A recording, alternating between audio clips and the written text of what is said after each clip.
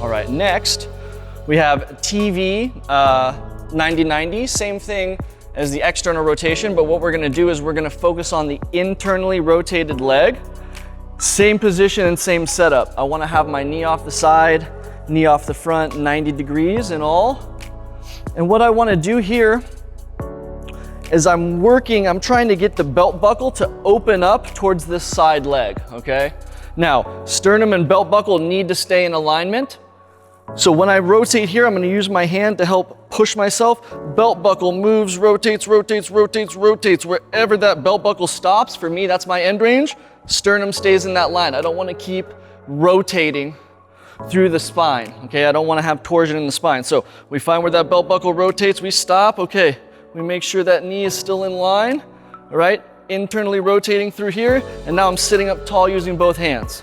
So what I'm trying to do now is I'm trying to push my sit bone into the floor, right? I have space. You can use your finger to imagine that, to start driving. Over time, as you become more flexible, that's gonna be able to touch the floor. The knee is gonna go out and down, like you're trying to reach the femur out of the hip. So the upper thigh, you're trying to reach out of the hip without pushing. I don't wanna push, all right? I want my hip to stay exactly where it is, reaching the sit bone to the ground, reaching the leg out of the hip to create a decoaption, a space creation in the hip, okay? And now, we're just sitting up tall and we're breathing. As I reach the knee out, slight tuck of the tailbone, sitting up. All right, we might feel tension here, TFL, glute med, that's completely normal, okay?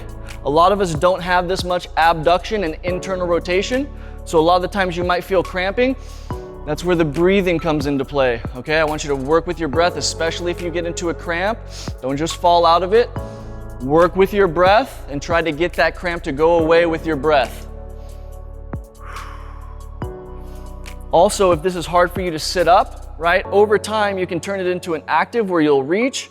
You'll turn it into a strength exercise where I'm pushing out, tucking the tailbone, trying to sit up more and reach. I hold that for as long as I can, and then I'll fall out. And I'm still holding that stretch. I can also use a wall. I can sit up on a wall, so the wall is having me sit up, and I can get used to this and breathe, all right? We're just really creating a passive stretch to allow all of these tissues to relax so that we can come later and strength train them properly, okay? All right, other side. All right, so knees off to the side of the hips. I'm sitting up tall. I'm gonna open up my belt buckle, sternum, wherever that stops, sternum stops. I make sure that my knee is in line with that side of the hip. I'm internally rotating at the thigh, pushing the knee down and out. Sit bone to the floor as I slightly tuck the tailbone.